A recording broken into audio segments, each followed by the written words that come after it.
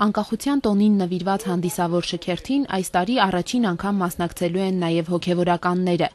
Արդեն 1.5 ամիս է մոտ 8 տասնյակ սարկավակ, քահանա ու աբեղա մասնակցում են Արզնիում անցկացվող փորձերին։ Հոբելյանական շքերթին նրանք քայլելու են զորքի առջևից որպես զինված ուժերի հոգևոր առաջնորդություն։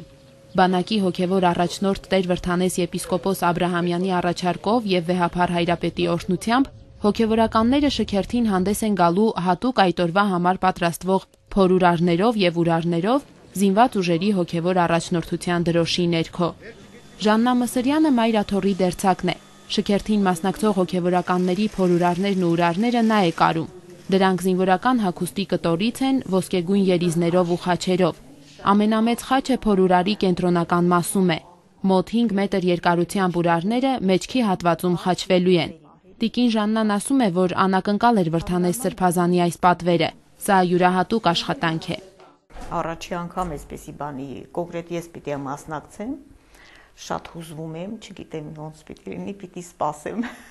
թե հեռուստացույցով, թե ինչով պիտի անպատճառ նայեմ։ Խիստ պատասխանատու է նաև Անահիտ Կարապետյանի աշխատանքը։ Նա ասեղնագործում է զինված ուժերի հոգևոր առաջնորդության դրոշը։ Սրանք դրոշի վրա պատկերվող խաչի էսքիզներն են։ Որոշվել է այն Մայր Աթոռի թանգարանի ոսկեհուռ խաչի նմանությամբ անել։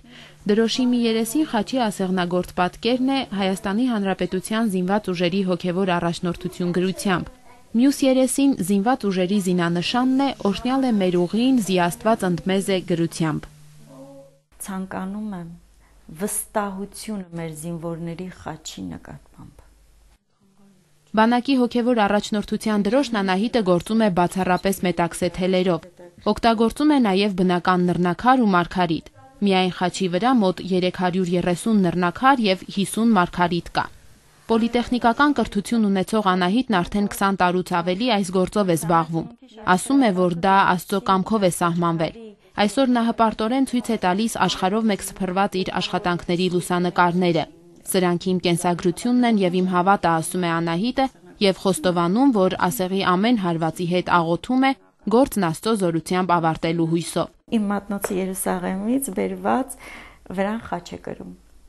Մեկ շաբաթից պատրաստ կլինի նաև բանակի հոգևոր դրոշը, որի վրա վարպետն աշխատել է մոտ 2.5 ամիս։ Անահիտն ասում է, որ դժվարությամբ, բայց մեծ հպարտությամբ է հրաժեշտ տալու դրոշին։ Չէ՞ որ այս կերպ նա մեր պետության 20-ամյակի մեծ տոնախմբության փոքրիկ, բայց կարևոր մասնակիցներից մեկն է դառնում։